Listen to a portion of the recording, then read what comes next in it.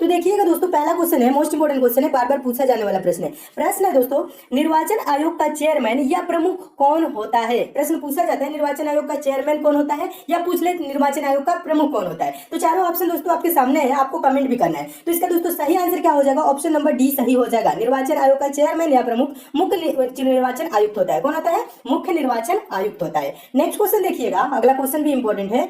प्रश्न है, भारत के मुख्य चुनाव आयुक्त की नियुक्ति कौन करता है। संसद, प्रधानमंत्री, राष्ट्रपति, उपराष्ट्रपति। चारों ऑप्शन को पढ़िए ध्यान से और कमेंट भी करते रहिए। तो इसका दोस्तों सही आंसर हो जाएगा ऑप्शन नंबर सी, राष्ट्रपति। भारत के मुख्य चुनाव आयुक्त की नियुक्ति राष्ट्रपति के द्वारा की जाती है। अगला क्वेश्चन है, तीसरा क्वेश्चन देखिएगा, मोस्ट इंपोर्टेंट है, बहुत बार पूछा गया प्रश्न है।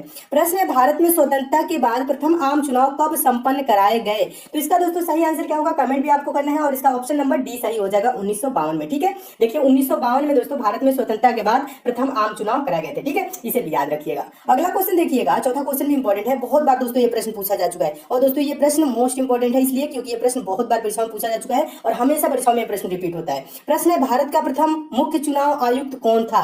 भारत का प्रथम मुख्य चुनाव आयुक्त कौन था। तो इसका दोस्तों आंसर हो जाएगा ऑप्शन नंबर डी सही हो जाएगा, सुकुमार सेन। दोस्तों सुकुमार सेन भारत के प्रथम मुख्य चुनाव आयुक्त थे। ठीक है, याद रखिएगा। नेक्स्ट क्वेश्चन देखिएगा, पांचवा क्वेश्चन है, पांचवा क्वेश्चन भी इंपॉर्टेंट है। प्रश्न है, उपचुनाव कराया जाता है। उपचुनाव कब कराया जाता है, 2 वर्ष के बाद, 3 वर्ष के बाद, 5 वर्ष के बाद, कभी भी।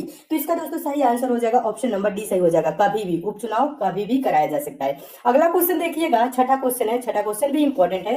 क्वेश्चन है, भारत के विभिन्न राजनीतिक दलों को राष्ट्रीय या क्षेत्रीय दल का दर्जा देने का अधिकार किसको है। ठीक है, बहुत ही इंपॉर्टेंट क्वेश्चन है, याद रखिएगा। प्रश्न क्या है, भारत के विभिन्न राजनीतिक दलों को राष्ट्रीय या क्षेत्रीय दल का दर्जा देने का अधिकार किसको है। संसद को है कि राष्ट्रपति को, एक चुनाव आयोग को है कि सर्वोच्च न्यायालय को है। ठीक है, तो इसका दोस्तों सही आंसर हो जाएगा ऑप्शन नंबर सी सही हो जाएगा, चुनाव आयोग को है दोस्तों। राष्ट्रीय या क्षेत्रीय दल का दर्जा देने का अधिकार चुनाव आयोग को है, याद रखिएगा। अगला क्वेश्चन देखिए, सातवां क्वेश्चन भी इंपॉर्टेंट है दोस्तों। लास्ट तक सारे प्रश्नों को आप देखिएगा, लास्ट तक देखेंगे तो सारे इंपॉर्टेंट क्वेश्चन कवर हो जाएंगे। ठीक है, बीच में छोड़ के न जाइएगा, देखिएगा लास्ट में और भी इंपॉर्टेंट क्वेश्चन है। सातवां क्वेश्चन क्या है, प्रत्यक्ष निर्वाचन किसे कहते हैं। चारों ऑप्शन को पढ़िएगा और कमेंट भी करना है। तो इसका दोस्तों सही आंसर क्या हो जाएगा, ऑप्शन नंबर सी सही हो जाएगा, जनता द्वारा प्रतिनिधि चुनना क्या है दोस्तों, प्रत्यक्ष निर्वाचन कहते हैं। प्रत्यक्ष निर्वाचन किसे कहते हैं, जनता द्वारा प्रतिनिधि को चुनना। ठीक है, अगला क्वेश्चन देखिए, आठवां क्वेश्चन है, आठवां क्वेश्चन भी इंपॉर्टेंट है। प्रश्न है, भारतीय संविधान के किस अनुच्छेद में निर्वाचन आयोग के लिए प्रावधान है। ठीक है, भारतीय संविधान के किस अनुच्छेद में निर्वाचन आयोग के लिए प्रावधान है।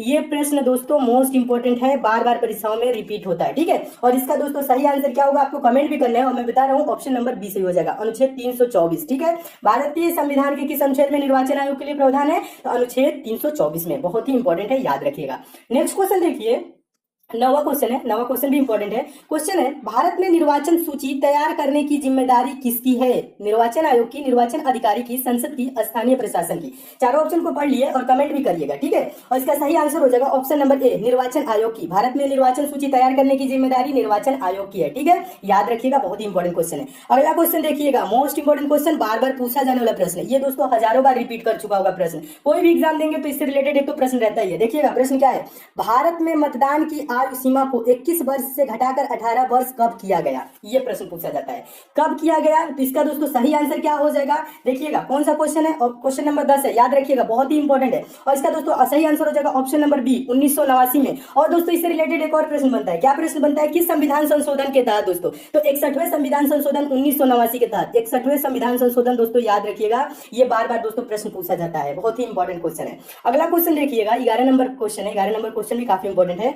प्रश्न है, चुनाव के समय किसी चुनाव क्षेत्र में चुनाव प्रचार कब बंद करना होता है। ये इंपॉर्टेंट क्वेश्चन है, तो इसका चारों ऑप्शन को पढ़िए दोस्तों इस प्रश्न को, और कमेंट भी करिएगा। और इसका सही आंसर हो जाएगा ऑप्शन नंबर इसका डी सही हो जाएगा, मतदान समाप्त होने से 48 घंटे पहले क्या होता है दोस्तों, चुनाव प्रचार बंद करना होता है। ठीक है, मतदान समाप्त होने से 48 घंटे पहले, याद रखिएगा। अगला क्वेश्चन देखिएगा, 12 नंबर प्रश्न है, 12 नंबर क्वेश्चन भी इंपॉर्टेंट है।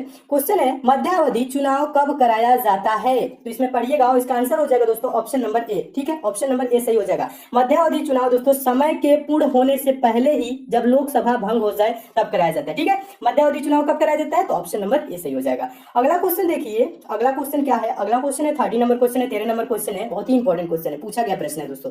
परिसीमन आयोग का अध्यक्ष होता है, परिसीमन आयोग का अध्यक्ष कौन होता है? तो इसका दोस्तों सही आंसर हो जाएगा ऑप्शन नंबर सी सही हो जाएगा। मुख्य चुनाव आयुक्त दोस्तों परिसीमन आयोग का अध्यक्ष होता है, इसे भी याद रखिएगा। नेक्स्ट क्वेश्चन देखिएगा, 14 नंबर क्वेश्चन है। 14 नंबर क्वेश्चन भी इंपॉर्टेंट है। और 14 प्रश्न है, मुख्य निर्वाचन आयुक्त की पदावधि होती है, ठीक है। इस पे दो क्वेश्चन बनते हैं, एक मुख्य निर्वाचन आयुक्त, एक अन्य निर्वाचन आयुक्त, ठीक है। दोनों 14 और 15 बहुत ही इंपॉर्टेंट है, बहुत बार दोस्तों ये प्रश्न परीक्षा में पूछे गए। प्रश्न क्या है? मुख्य निर्वाचन आयुक्त की पदावधि होती है। तो इसका दोस्तों सही आंसर क्या होगा? आपको कमेंट भी करना है, ठीक है। और इसका सही आंसर हो जाएगा ऑप्शन नंबर ए सही हो जाएगा। 6 वर्ष या 65 वर्ष की आयु जो भी पहले पूर्ण हो, या दोस्तों 6 वर्ष और अपना क्या कर ले, अपना कार्यकाल पूरा कर ले, या 65 वर्ष की उम्र पूरा कर ले, दोनों में जो भी दोस्तों पहले होगा वो माना जाएगा, ठीक है। तो मुख्य निर्वाचन आयोग की पदावधि क्या होती है? 6 वर्ष या 65 वर्ष की आयु, ठीक है। दोनों को याद रखिएगा। नेक्स्ट क्वेश्चन देखिएगा, अगला क्वेश्चन है 15 नंबर भी इंपॉर्टेंट है। क्वेश्चन है, अन्य निर्वाचन आयुक्त की पदावधि होती है। तो अन्य निर्वाचन आयुक्त की दोस्तों पदावधि क्या होती है? इसका सही आंसर हो जाएगा ऑप्शन नंबर ए, 6 वर्ष या 62 वर्ष की आयु जो भी पहले हो, 6 वर्ष का कार्यकाल पूरा कर ले या 65 वर्ष की उम्र पहले पूरा कर ले, जो भी पहले पूरा कर लेगा उसके बाद उसकी पदावधि समाप्त हो जाएगी, ठीक है। 6 वर्ष या क्या हो जाएगा दोस्तों? 62 वर्ष। मुख्य निर्वाचन का क्या होता है दोस्तों? 6 वर्ष या 65 वर्ष, दोनों को याद रखिएगा। अगला क्वेश्चन देखिएगा, मोस्ट इंपोर्टेंट क्वेश्चन है, बहुत बार पूछा गया प्रश्न है। प्रश्न है, मुख्य निर्वाचन आयुक्त को प्रतिमाह कितना वेतन मिलता है, ठीक है। तो इसका दोस्तों सही आंसर हो जाएगा ऑप्शन नंबर बी, 2,50,000 रुपए दोस्तों प्रतिमाह वेतन मिलता है मुख्य निर्वाचन आयुक्त को, याद रखिएगा, बहुत ही इंपॉर्टेंट क्वेश्चन है। नेक्स्ट क्वेश्चन देखिएगा, अगला भी क्वेश्चन इंपॉर्टेंट है, 2,50,000 मुख्य निर्वाचन आयुक्त। और अगला क्वेश्चन है, अन्य निर्वाचन आयुक्त को प्रतिमाह कितना वेतन मिलता है। तो इसका दोस्तों सही आंसर क्या होगा? आपको कमेंट भी करना है, ठीक है। इसका कमेंट करके बताइए। और इसका सही आंसर हो जाएगा ऑप्शन नंबर ए, 2,25,000 रुपए। देखिएगा दोस्तों क्या होगा? 2,25,000, ये 2,25,000 है, ठीक है, याद रखिएगा, बहुत ही इंपॉर्टेंट क्वेश्चन है। देखिए कितना रुपए अन्य निर्वाचन आयुक्त को प्रतिमाह वेतन कितना मिलता है, ठीक है। तो 2,25,000 रुपए, कितना? 2,25,000, याद रखिएगा। अगला क्वेश्चन देखिएगा दोस्तों, अगला क्वेश्चन है आपका 18 नंबर क्वेश्चन, इंपॉर्टेंट है। अन्य निर्वाचन आयुक्त अपना त्याग पत्र देते हैं। अन्य निर्वाचन आयुक्त जो होते हैं अपना त्याग पत्र किसे देते हैं, ठीक है। तो इसका दोस्तों सही आंसर हो जाएगा ऑप्शन नंबर ए सही हो जाएगा, राष्ट्रपति को, याद रखिएगा, ये भी पूछा गया प्रश्न है। नेक्स्ट क्वेश्चन देखिएगा, मोस्ट इंपोर्टेंट क्वेश्चन है, बहुत बार दोस्तों ये प्रश्न पूछा जा चुका है। किसी निर्वाचन के दौरान किसी राजनीतिक दल के उम्मीदवार की मृत्यु हो जाने की स्थिति में कितने दिनों के अंदर दूसरा प्रत्याशी खड़ा करना पड़ता है। तो इसका दोस्तों सही आंसर हो जाएगा क्या? ऑप्शन नंबर सी, 7 दिन के अंदर। क्या होता है? 7 दिनों के अंदर दोस्तों क्या होता है? दूसरा प्रत्याशी खड़ा करना पड़ता है। नेक्स्ट क्वेश्चन देखिए, 20वां क्वेश्चन भी इंपॉर्टेंट है, बहुत बार पूछा गया क्वेश्चन है। क्वेश्चन है, मुख्य चुनाव आयुक्त को पदच्युत किया जा सकता है। मुख्य चुनाव आयुक्त को पदच्युत किया जा सकता है। 4 ऑप्शन आपके सामने हैं और चारों ऑप्शन को पढ़िए और कमेंट भी करिए, ठीक है। और इसका दोस्तों सही आंसर हो जाएगा ऑप्शन नंबर डी, संसद के दोनों सदनों के सदस्यों के 2/3 बहुमत से प्रमाणित कदाचार के आधार पर। मुख्य चुनाव आयुक्त को कैसे पदच्युत किया जा सकता है? तो संसद के दोनों सदनों के 2/3 बहुमत से प्रमाणित कदाचार के आधार पर, ठीक है, याद रखिएगा। अगला क्वेश्चन देखिए दोस्तों, 21 नंबर क्वेश्चन है, काफी इंपॉर्टेंट है, बहुत बार दोस्तों ये प्रश्न पूछा जा चुका है। निर्वाचन आयोग की सेवा शर्त तथा कार्यकाल निश्चित करता है, कौन करता है? तो इसका दोस्तों सही आंसर हो जाएगा ऑप्शन नंबर ए, संविधान, ठीक है। संविधान के अनुसार किया जाता है निर्वाचन आयोग की सेवा शर्त तथा कार्यकाल निश्चित, ठीक है, इसे भी याद रखिएगा। नेक्स्ट क्वेश्चन दोस्तों, बहुत ही इंपॉर्टेंट क्वेश्चन, बार बार दोस्तों ये प्रश्न पूछा जाने वाला प्रश्न है, बहुत बार दोस्तों रिपीट कर चुका है। और ये प्रश्न क्या है दोस्तों? ये प्रश्न मोस्ट इंपॉर्टेंट है, याद रखिएगा। ईवीएम का प्रयोग भारतीय चुनावों में कब से प्रारंभ हुआ? ईवीएम मतलब इलेक्ट्रिक वोटिंग मशीन जो होती है ना, आप मशीन से जो वोट देते हैं, ठीक है। पहले क्या होता था दोस्तों? आप उससे देते थे, जो पैड होता था उससे रिलेटेड, उससे दिया जाता था, ठीक है। क्या होता था? जैसे आपको जो लगता है पैड वाला जो होता था पहले, उसमें उस इंक वाले से होता था, ठीक है। लेकिन जो मशीन से जो दोस्तों होती है, ये प्रश्न पूछा जाता है, ईवीएम इलेक्ट्रिक वोटिंग मशीन जो होती है भारतीय चुनाव में कब से प्रारंभ हुआ? तो इसका दोस्तों सही आंसर क्या हो जाएगा? ऑप्शन नंबर कौन सा हो जाएगा? ऑप्शन नंबर इसका सी सही हो जाएगा, 1998 से, ठीक है। ईवीएम का प्रयोग भारतीय चुनाव में कब से प्रारंभ हुआ? तो 1998 से, याद रखिएगा, बहुत बार दोस्तों ये प्रश्न पूछा जा चुका है। नेक्स्ट क्वेश्चन देखिए, 23 नंबर क्वेश्चन है, भी इंपॉर्टेंट क्वेश्चन है। संसद द्वारा मुख्य निर्वाचन आयुक्त तथा अन्य निर्वाचन आयुक्तों की सेवा शर्तों से संबंधित अधिनियम कब पारित हुआ?